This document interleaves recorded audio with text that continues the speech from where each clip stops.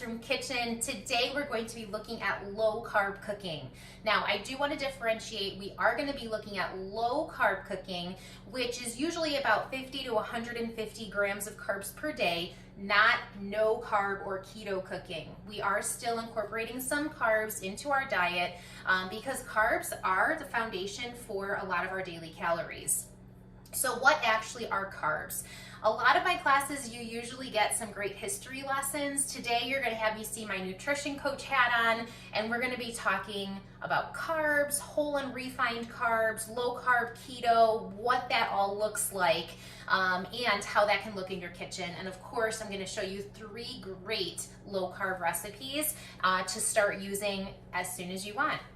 So we should get about half of our calories from our carbohydrates, unless you're looking to control blood sugar, sustain weight loss, or you have other medical issues that your doctor subscribes lower carbohydrates in your diet.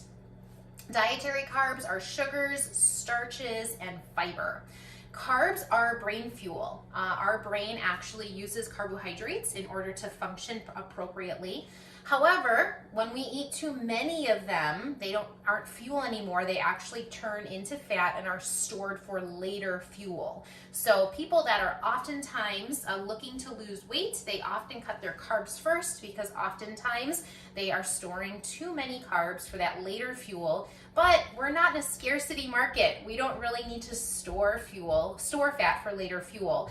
So again, that's why I talk about low carb, not no carb, because we still have some functionality in our body that needs those daily carbohydrates. So let's look at whole versus refined carbs, which are complex or simple. So whole are complex carbs, refined are simple carbs, okay? So there is a difference, and not all carbs are made equally, okay? Limiting carbs can lead to weight loss, but it doesn't mean that that's actually what led to weight gain in the first place. There is a obesity problem in the US. In 1980, only about 4.8% of men and 7.9% of women were obese. Today, the numbers for both men and women hover around 40%. So I do understand as a nutrition coach why people look to carbs right away. The problem is we have too many refined and simple carbs in our diet and not enough whole and complex carbs in our diet. Whole carbs, or the complex carbs, are going to be minimally processed. Okay, they're going to be your veggies, your quinoa, barley, legumes and beans, potatoes, whole grains. They are complex, they have more nutrients and fiber, they take longer to digest, which makes them more filling. Refined carbs, or simple carbs, on the other hand, cause spikes in blood sugar level, which then have a crash. It can trigger hunger, and it can lead to food cravings. They also lack essential nutrients. So think like potatoes. Though whole potatoes are healthy, they are complex carbs. French fries and potato chips are not, okay, because they are processed.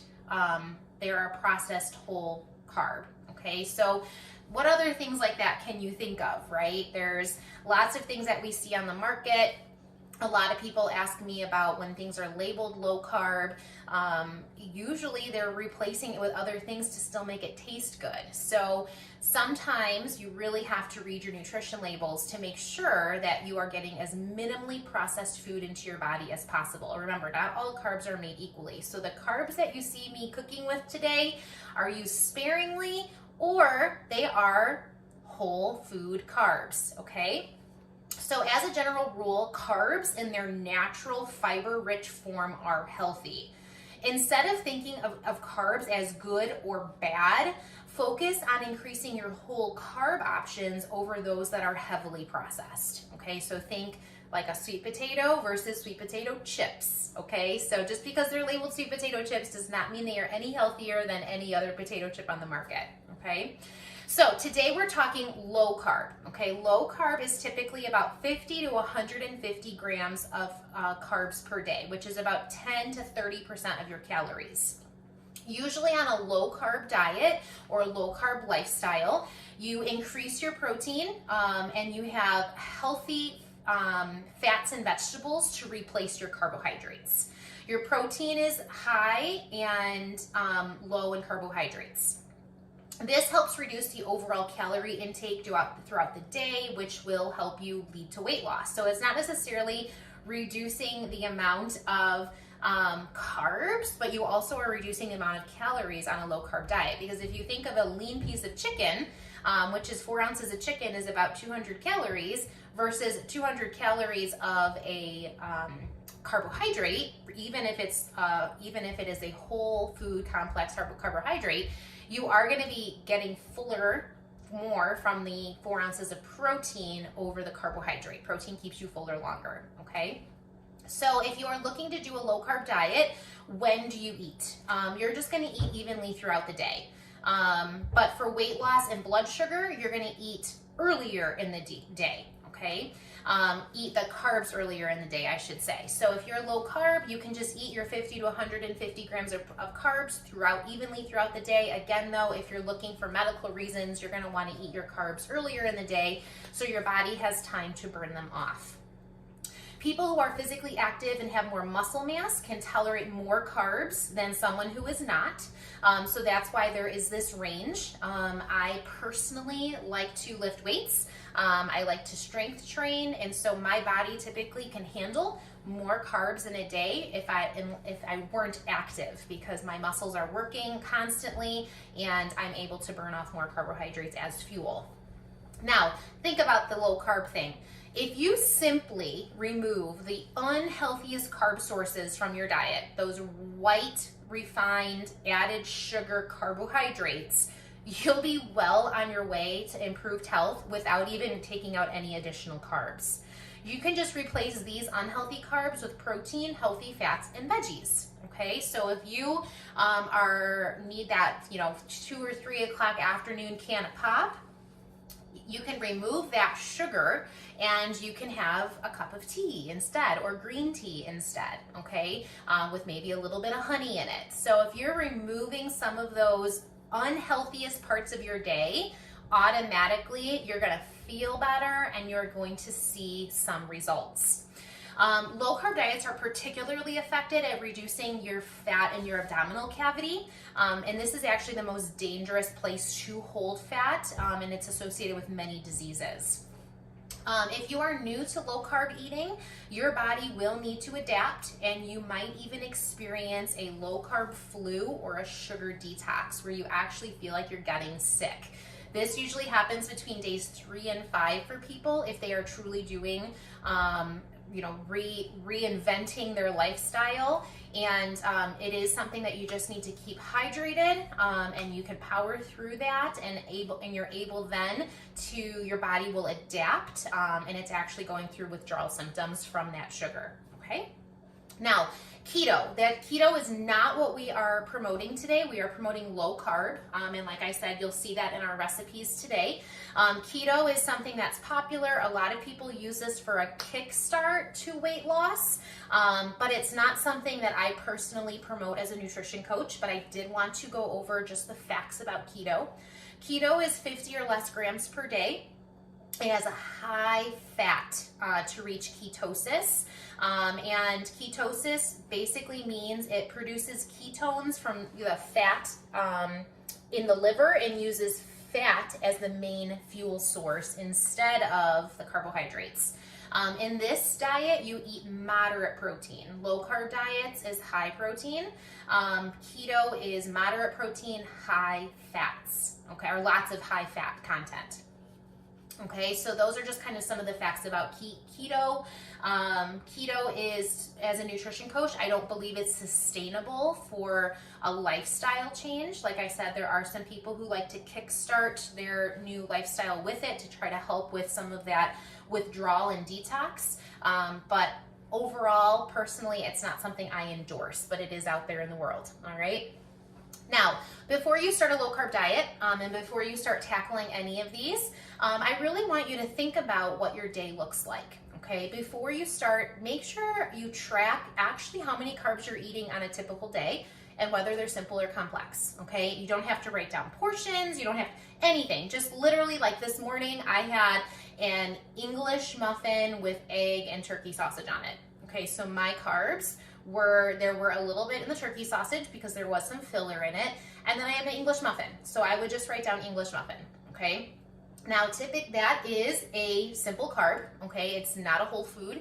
It was whole grain, so it's kind of like, almost like if you're looking at like red, yellow, green, I'm kind of like on a yellow scale with that one. It's not the best option, but it's not the worst option either, okay? So I would just kind of track my food through that, and that's the only meal I've eaten yet today, so that's the only thing I can give you an example of. But you would just track that throughout the day. I could also track my fluids. So like I did have more carbs. I did have coffee with creamer. So I could track the creamer, which again is a refined carb. But then today for lunch, I might have a sweet potato with some chicken and black beans. The sweet potato is a carb, but it is a whole complex carb, so I would give myself the green light on that one, okay?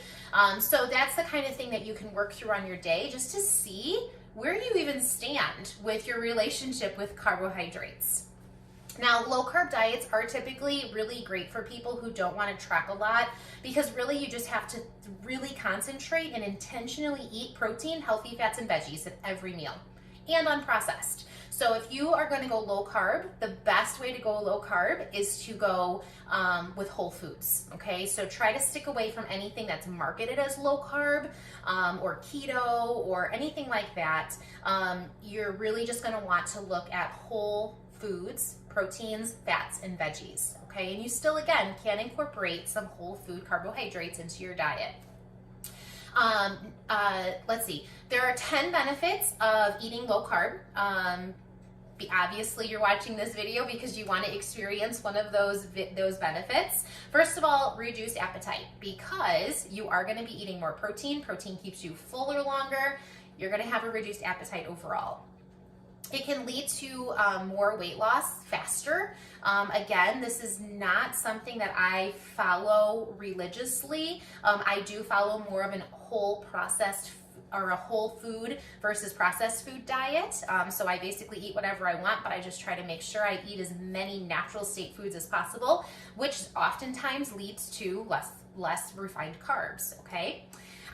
It is a greater proportion of fat loss that comes from your belly in low carb lifestyles.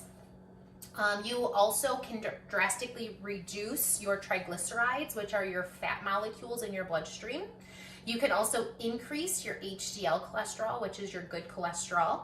You can reduce your blood sugar and insulin levels. You may lower your blood pressure. It's also effective against metabolic syndromes like diabetes and heart disease. It can improve your LDL cholesterol, which is your bad cholesterol. And sometimes, based on doctor recommendations, it is therapeutic. Low carb diets are therapeutic for epilepsy, Alzheimer's, and Parkinson's disease. A lot of patients are oftentimes recommended low carb lifestyles for those diseases. Again, it's something you can speak with your doctor with and on if that is something that you are affected with. So what do you eat on a low carb diet? All right, besides the things I'm going to show you today, 3 great recipes that you can start with. You're going to eat meat, fish, eggs, veggies, fruit, nuts, seeds, high fat dairy. Don't go for the low fat stuff. It's laden with sugar. Healthy fats, healthy oils. Yes, you can eat potatoes, unrefined grains, and legumes, which are beans, okay? What you don't want to eat is sugar, high fructose corn syrup, wheat, seed oil, trans fats, diet foods. Those are all processed, and highly processed foods in general. You want to really look at reading your ingredient list and know that they have an order. So when you look, well, the first ingredient listed is the ingredient that is most in that food. I often try to keep my ingredient list low as well if I am buying a box of something, okay? So I try to go as whole food as I can, and things, of course, that I can read. You also want to be wary of the added sugar nutrition label. nutrition fact on your labels. It will be listed under carbohydrates and it'll say added sugar. So if the total amount of sugars in something is 17 and it added sugars is 17, you want to stay away from that, because that means they added 17 grams of sugar to whatever food you're about to consume. And just to kind of give you an example, 5 grams of sugar is 1 teaspoon. So just in that one serving, you're getting over 3 teaspoons of sugar in whatever you're eating. And that's just an example off the top of my head, okay? And then lastly, if you would like to start a low carb lifestyle, I would go ahead and clear your pantry of any unhealthy temptations you can. I know my kids have a snack shelf in the pantry. It's at the very bottom where it's out of sight, out of mind. My kids are only allowed to pick one like unhealthy processed snack every time we go to the grocery store, and if they are out of it, then they don't get to replace it. So even my kids we have control over that with them. But I would remove anything from the house that you feel like would be an unhealthy temptation to you, and sacrifice the new lifestyle that you want in front of you, okay? So that's a lot of nutrition facts for you guys. Again, I had my nutrition coach hat on for you for this one over the food history today. But that being said, let's get to the kitchen, right? Okay, I know I threw a lot at you, but this is all things that you can process. You can go back and rewatch, and you can actually start to consider what kinds of changes you want to make in your lifestyle with low carb cooking, okay? So the first recipe that we're going to make is one of my personal favorites. It is called egg roll in a bowl, and I love this recipe because I occasionally eat it over brown rice, or you can eat it as is, as low carb as you want it to be. It also is a great, if you're ready, if you want to have a little extra, or you're not really watching what you're, you want a little cheat, I could say that, I guess. A little extra. You can actually use this as an egg roll filling as well. So it's definitely something that's delicious. So it's very, very simple, very few ingredients. I'm going to take you back to the stovetop to show you how it comes together. And then we will actually just let it simmer and cook down so it actually looks like the inside of an egg roll. And like I said, it's served over rice if you wish, or you can just eat it right out of the pan with a spoon. Totally up to you. All right, guys, meet you back at the stove and I'll show you how this egg roll in a bowl comes together. Egg roll in a bowl, like I said, is one of my family's favorites because we can eat it basically however we would like to. If I, for some reason, was, heavy on carbs throughout the day and this was dinner time, maybe I wouldn't serve it over rice. You can always choose a brown rice or a different grain to serve it over with as well. Or you can add some fun like chow mein noodles to this if you wanted to, if you have people in your family that aren't necessarily watching low carb. But this is an incredibly easy recipe. It stores really well, and like I said, if you're up for making some homemade egg rolls, it makes a great egg roll filling. So in our pan here, all I have is some ground turkey sausage, okay? It's just ground turkey actually. You can use ground chicken, you can use ground pork if you want to. I tend to steer away from the ground pork just because it's not so much a healthy fat compared to a leaner meat like chicken or turkey. I don't use ground beef in this one. I tend to like the lighter taste of the chicken or the turkey in here as well. So this was just browned and broken up pretty small. I have a minced onion and some diced red pepper. You can use any color pepper. I like the red because it is sweetest and the sweetest out of all of the bell peppers, and it does add a nice sweetness to the overall dish. So what we're going to do here is we're just going to saute this down so the onion and the pepper get a little bit soft. And we're going to add some coleslaw. Not the actual dressing, but just packages of coleslaw mix. This is super easy. It's a great cheater thing to buy from the store. Green cabbage, red cabbage, carrots. Okay, it's all shredded and diced up for you. And it's literally 3 ingredients, all whole food, great veggies, and it keeps you full because it has a great fiber content to it. So we're actually going to add 2 bags of this coleslaw mix, and it's going to look like a ton because at first it is, but it's going to continue to wilt down until it's nice and soft, and it's going to blend really well with our turkey sausage, our onions, and our peppers. So we're gonna let this cook down for about 10 minutes until it's kind of all wilted. It's kind of like spinach, right? You put a whole bag of spinach in something and it looks like you didn't add anything. The cabbage and the carrots are kind of the same way as it mixes in with the hot ingredients. And then to this, once this is cooked down for about 10 minutes, we're gonna add a very simple sauce, okay? This sauce is green onion, soy sauce, and honey. You can also add a little bit of sriracha, which is a hot sauce. We don't have any left in the house right now, so we're not gonna be adding that. But again, this just adds a little extra umami flavor, a little extra sweetness, and then a little bit of extra yumminess from that green onion. And that's it. That's the whole recipe, guys. You're gonna see the amazing transformation of this as it cooks down, the sauce gets added. It is just so darn delicious, all right? So we'll be back to show you the finished product for this before we move on to our next recipe, which is going to be a cauliflower au gratin. It's been about 10 minutes over a medium-high heat, and you can see that everything has nicely wilted down. And now we're ready to incorporate this little sauce, which is just soy sauce, honey, and green onions. And we're gonna put it right over the top. It doesn't seem like a lot, but it goes a long way. So don't feel compelled to add a ton of extra sauce to this, because what we wanted to do is to absorb that flavor and to kind of boil off a little bit so that it's not so wet. So as this continues to cook down for another few minutes, there is our awesome egg roll in a bowl that you'll serve up over a little bit of brown rice if you wanted to, or you can eat it just as is, but it is very hearty, very delicious, and look at all those colors you're eating while you're eating low carb as well. Doesn't take much time at all, and you can even make this for your lunches and divide it into different containers and enjoy a really great meal all week long. So while this simmers for just a couple more minutes, I'm gonna get set up for our next recipe, which is going to be our cauliflower au gratin.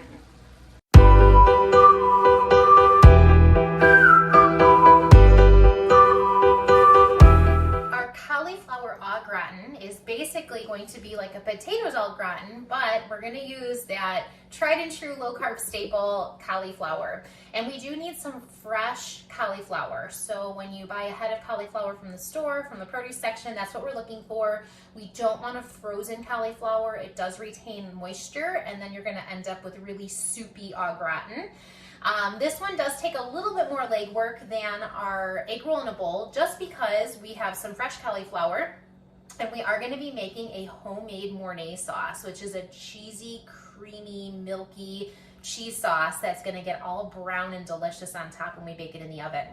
The other thing you need for this is a pan, unless you wanna use many pans, that will work well on the stovetop and in the oven. So you're gonna see me using a cast iron pan when I take you back to the stovetop. I'm also going to be using a small saucepan just to make our Mornay sauce, but the cauliflower is going to start on the stovetop and then finish in the oven, so it's nice and cheesy and oozy and bubbly, okay? So right here, all I have is one smaller head of cauliflower. The recipe calls for 2 to 2.5 pounds. This is probably only about a pound. It was a pretty small head of cauliflower when I went shopping. I broke it into pretty even bite-sized florets. You don't want them too big, because when you pick it up, you kind of want it like a piece of potato almost, and take a bite of it at one time. I do have a little bit of olive oil and salt drizzled on here as well. This is going to go into my smaller cast iron pan, and we're gonna let it brown a little bit because it's gonna have a nice flavor and a nice development in our cast iron pan. We'll add our cheese sauce in there, and we'll get the whole thing in the oven. So let's head back to the stovetop to start working on this cauliflower au gratin. All right, we have our cauliflower going here in the cast iron skillet. We do want it to get a little bit browned in spots. Again, that adds flavor and develops the overall dish a little bit more. In the back saucepan here, we're gonna be making some Mornay sauce, which is a cheesy, creamy sauce. I'm melting some butter because we are gonna make a roux, R-O-U-X, roux. It's a thickener. So we are gonna be using some flour. When you make roux, you are gonna be doing equal parts butter and equal parts flour. So I have 2 tablespoons of butter to 2 tablespoons of flour. Well, this is a refined carb. It is very minimal to the overall dish. So this isn't something that I'm too concerned with. It's not like we're eating a baked good. This is simply, it has its purpose, right? So we're not going to concern ourselves too much with it because again, we're low carb, not no carb. So you're going to see it's going to make a nice little paste back here for us, which is exactly what we want it to look like. If it is too thin or too thick, you would just add a little bit more butter or a little bit more flour, but you do want it to look like a nice paste, something thick that will actually help thicken the milk and the cheese that we're going to be adding into here as well. I'm going to turn down my heat a little bit on my cauliflower. Cast iron gets super hot. It does take a little bit of time to warm up, but once it gets hot, it stays hot. So just be very careful with that. Now, roux does have flour in it. Flour is raw. I'm going to add a little bit more flour just to thicken it a little bit more. There we go. We want it to kind of stand on its own. We don't really want it to ooze off of our whisk. And that's kind of what it was doing. So I wanted to add a little bit more flour. Flour on its own is raw. So you do want to cook your roux for a minute or two to develop, again, that browning a little bit and to actually cook your flour. Okay? So now that that is cooking and it's starting to warm up and our cauliflower is starting to get brown, we're going to add our milk to our roux mixture, and you're going to see it's going to end up being like a really nice, creamy sauce. Now, Mornay sauces, the bechamel sauce will stop at that with just a butter, flour, and cream mixture. So it's just a milk, a thickened milk cream. A Mornay sauce goes further by adding cheese, okay? So there are a couple of different levels of different sauces. We want ours nice and cheesy and ooey-gooey. So we're gonna add in our milk slowly, not all at one time. We don't really wanna seize up our roux mixture, and we wanna kind of temper our milk a little bit and let that roux mixture start working within our milk. You're gonna see it's gonna work pretty quickly because we're not making a whole lot. We're not making like filling this whole saucepan with it. So the roux will get to work really quickly on that milk. Once this is thickened, that's technically a bechamel sauce. And then once we add our cheese, that's when it turns into a Mornay sauce. So we'll let this simmer for another minute or two while our cauliflower is cooking, because we do want this to continue to thicken a little bit. We'll then remove it from the heat and we will add in our cheese. I have a extra sharp white cheddar cheese, and I have a Gruyere cheese. The Gruyere cheese is kind of like a Parmesan, kind of a little bit tangy. It's a really nice melting cheese. And then we have our white cheddar cheese here. We do want this to stay a white in color. Orange cheese, like an orange cheddar, that is just a coloring agent added to your cheddar cheese. So this is actually the real color of what cheddar cheese is. So I tend to buy the white cheddar over the yellow cheddar because, unless I'm decorating a charcuterie board or something like that, just because it's just less stuff in it, right? And then we're gonna use Gruyere. Gruyere is a little bit more difficult to find, and it is expensive. So if you wanna go for a little less expensive route, you can do like a combination of a Parmesan or a Fontina, something like that. But Gruyere is more of a specialty cheese, okay? All right, so our cauliflower is getting brown. Let me whisk this. This is starting to thicken. So what we're actually gonna do is we're gonna turn off the heat of our cauliflower, turn off our heat of our bechamel sauce right now, and we're actually gonna add in the cheeses and the seasonings. We're gonna do all of the white cheddar in here and only half of the Gruyere, because I do wanna sprinkle a little of the Gruyere on top. You don't need a lot, a little bit goes a long way. This is freshly shredded as well. We're also gonna add a little bit of garlic powder. So just a little sprinkle of garlic powder just to season it a little bit, and a little bit of nutmeg. Nutmeg is a pretty traditional, cheesy, creamy ingredient. You don't have to, but it will kind of, again, deepen your flavors and make you feel like a really awesome culinary chef. So we're gonna go ahead and mix this in as well.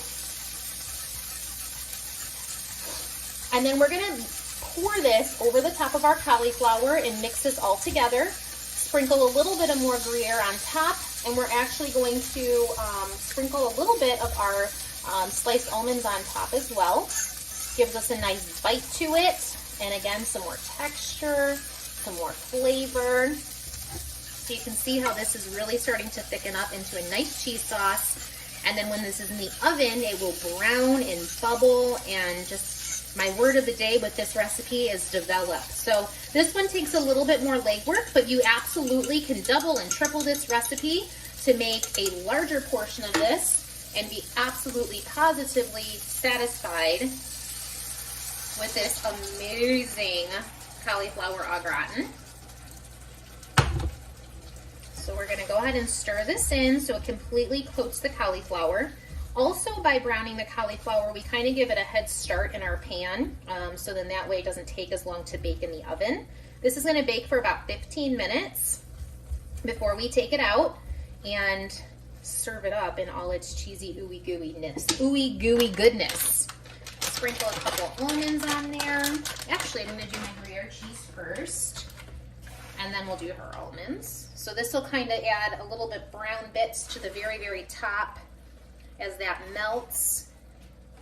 And then some of our almonds as well. Oven, 400 degrees, 15 minutes. Cauliflower au gratin. Once this is out of the oven, we will start on our last recipe, which is something sweet and delicious, and I can't wait to show you. All right, we'll meet you right back here once this is out of the oven.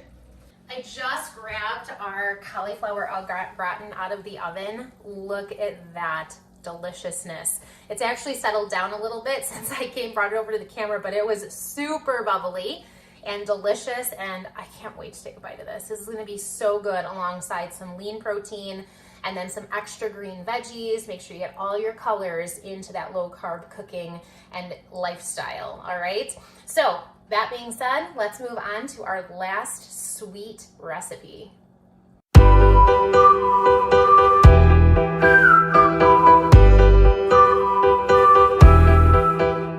Our last recipe is something sweet to help you with that sugar detox that you might have to go through if this is a new lifestyle for you. We're gonna make some chocolate avocado mousse.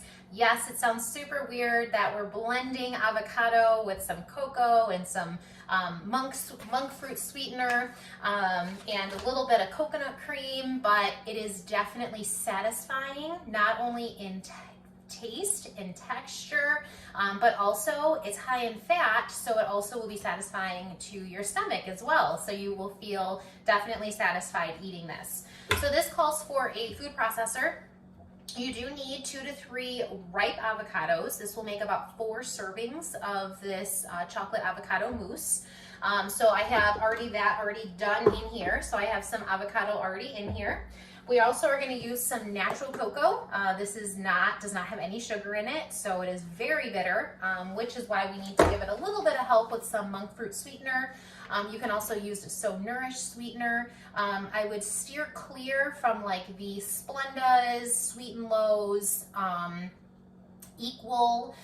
You could also use Truvia if you want to. I like to use things that are still from nature, and Sweet and Low, Splenda, Equal, those things are made in a lab. So I like to use things that are plant-based, still sweeteners, but don't necessarily have the same carb effect on your body as regular sugar would, okay? The other thing you're gonna be using is cream of coconut. Now be careful. This is the only one I could find at the time. This is cream of coconut, but it does have added sugar in it. So you are gonna wanna find a cream of coconut that does not have added sugar in it, especially if you are really watching your carb intake, okay? So this one has coconut, and the second ingredient is sugar. Okay, but coconut cream basically is the fatty part of the top of the cream of your can of coconut. Coconut milk actually is the water that's underneath it. So we're only using the cream part of this, but again, be careful, this has added sugar in it. You will need to find one that does not have added sugar for your purposes. And then we have a pinch of salt and some vanilla extract. So I'm gonna be adding our coconut cream into our mixer. I already have all the other ingredients in here ready to go.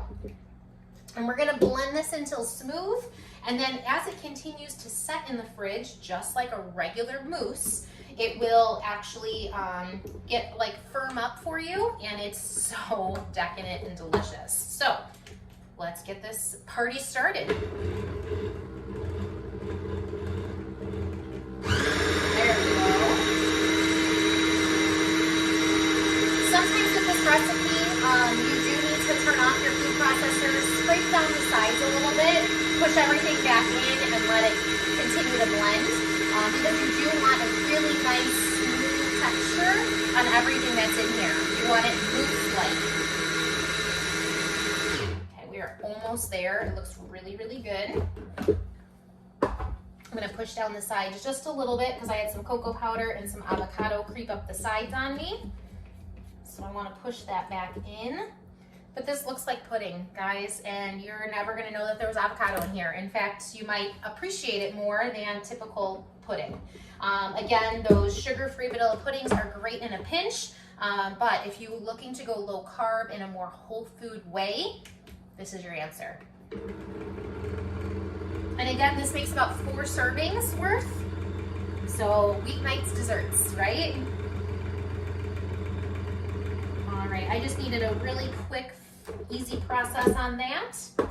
But look at how nice and smooth that mousse looks. I'm gonna get a little bowl here. I have these little cute prep bowls that are perfect for this dessert. I'm gonna grab my spatula, and like I said, as this sits in the fridge, it'll continue to thicken again because we broke down that coconut cream, so that coconut cream will actually help set up this little mousse pudding-like dessert. You can use a little bit of like a whipped topping or like a whipped cream. But look at how perfect this is. Perfect little dessert. So creamy, so delicious, and I haven't even let it set in the fridge yet. So this is gonna set in there. I'm gonna make 3 more of these and call it a day with our delicious low carb cooking for today.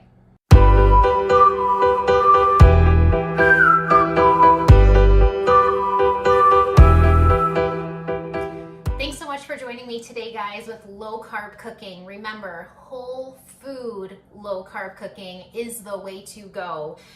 Definitely incorporate your colors and your flavors and no processed food. None of that cheater stuff, all right? So egg roll in a bowl, cauliflower au gratin, chocolate avocado mousse. I mean, you're definitely gonna be satisfied in this type of lifestyle.